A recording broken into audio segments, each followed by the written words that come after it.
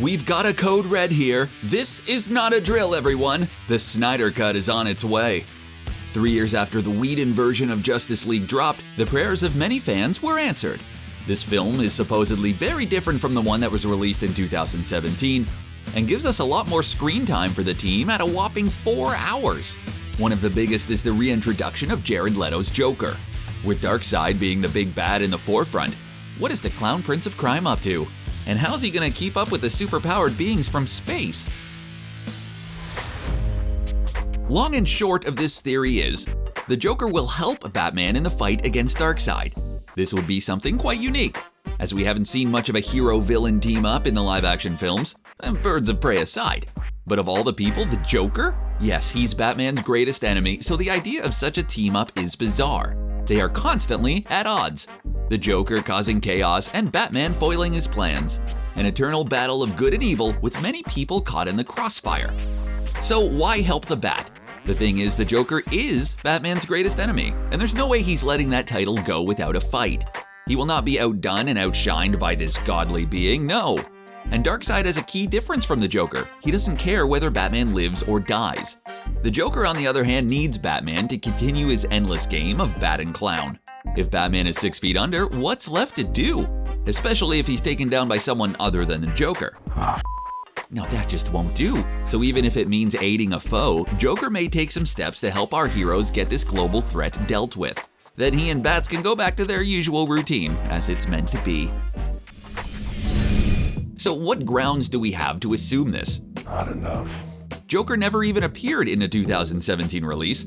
So what gives the reasoning for this plotline to even have the room to exist? Well, the Snyder Cut is 4 hours long. That's a fair amount of time to morph the story completely. Additionally, Snyder himself has noted that the Joker will be making a more prominent appearance. You don't even know if he exists. Lamenting that it would be a shame to never see these two foes in close proximity. Sure, there was a car chase in Suicide Squad, but they never even shared so much as a glance at one another. Harley did all the fighting in that car chase.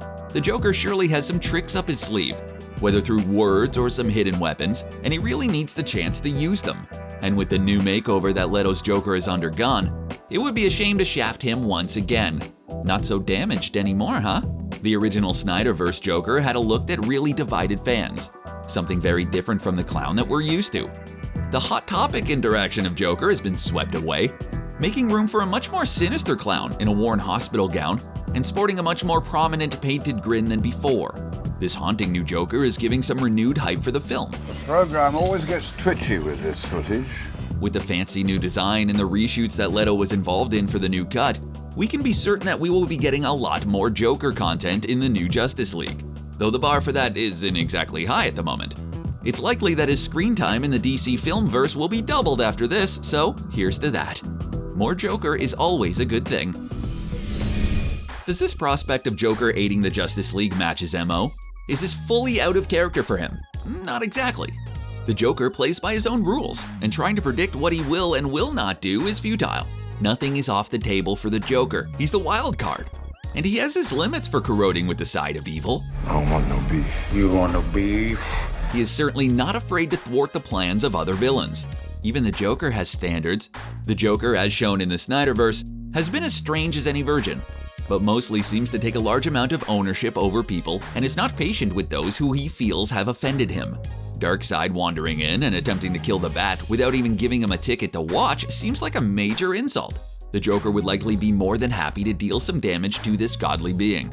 We know that Leto has a newly resurrected role in the Justice League film, but has there been any word on exactly what he will be doing?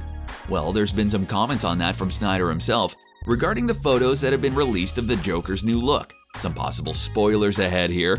Snyder mentions that these photos are related to a dream that Batman has foretelling doom and destruction, much like his dream in Batman vs. Superman hailing the coming of Darkseid. With that info in mind, it doesn't seem like Leto will be too involved in the actual crime fighting. But we could be in for a surprise, no counting him out just yet. Don't be too surprised though if we find ourselves wanting for a more combative criminal clown in the final cut. Until that release comes out, and we get our hands on that HBO Max subscription, all we can do is speculate. But are we looking at a heroic Joker? Will this be the last outing for Leto before the reboot? Anyway, put a smile on that face, and we'll see you next time.